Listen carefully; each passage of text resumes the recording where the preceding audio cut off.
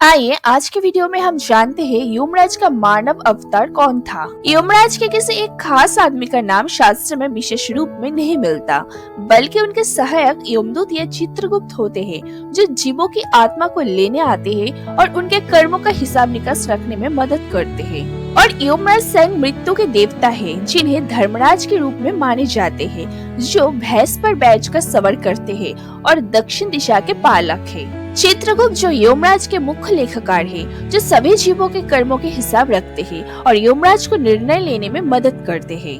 यमदूत ये वो दूत या सिपाही होते हैं जो समय आने पर आत्मा को शरीर से अलग करके यमराज के पास ले आते हैं। और फिर आता है भैंस, जो यमराज का वाहन है, जिसका जन्म शिव के रुद्र रूप से हुआ माना जाता है। तो यमराज के पास कोई एक खास आदमी नहीं, बल्कि उनके सहायक चित्रगुप्त और यमदूत होते हैं, जो उनके कार्य में मदद करते हैं।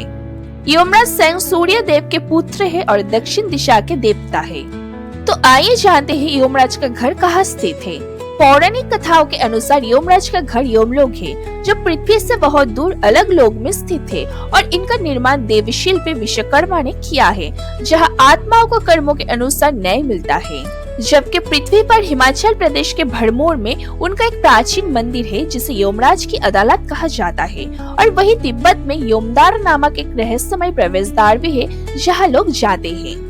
गरुड़ पुराण के अनुसार यमलोक पृथ्वी से 86,000 योजन मतलब लगभग 12 लाख किलोमीटर दूर है, जहाँ यमराज का महल, कालित्री और सिंहासन विचरवु है, जैसा कि जागरण में बताया गया है। कैलाश पर्वत के पास तिब्बत में एक रहस्यमय यमदार है, जिसे यमराज के घर के प्रवेशद्वार माना जाता है, जहाँ रात में रुकने वाला जीवित नहीं लौटता। कुछ लोग तो प्लूटो को भी यमराज का घर कहते हैं, क्योंकि ये अत्यंत ठंड और निर्जन है और इसका तापमान -232 सेल्सियस तक रहता है। अब आइए जानते हैं यमराज की उत्पत्ति कैसे हुई थी। यमराज का जन्म सूर्य देव और उनकी पत्नी छाया से हुई थी, जो विश्वकर्मा की पुत्री थी। सूर्य का तेज को सहन न कर पाने पर उनकी पत्नी संज्ञा अपने छाया को छोड़कर तपस्या करने चली गई, और छाया से ही यमराज और उनकी जुड़वा बहन जमुना के जन्म हुआ था, जिन्हें बचपन से ही न्याय और मृत्यु के देवता के कार्य सौंपा गया था। लेकिन एक कथा के अनुसार मांडव्य ऋषि के श्राप के कारण उन्हें धरती पर विदुर के रूप में भी जन्म लेना पड़ा। महाभारत काल में एक मांडव्य ऋषि को गलती से चोर समझकर सूली पर चढ़ाने की सजा दी गई थी। इससे क्रोधित होकर ऋषि ने यमराज को श्राप दिया कि उन्हें धरती पर दास पुत्र यानी विदुर के रूप में जन्म लेना पड़ेगा, ताकि वो मानवीय कष्ट को समझ सके। इस प्रकार यमराज को विदुर के रूप में भी जन्म लेना पड़ा, जो महाभारत में एक ज्ञानी और नीतिवान पात्र है।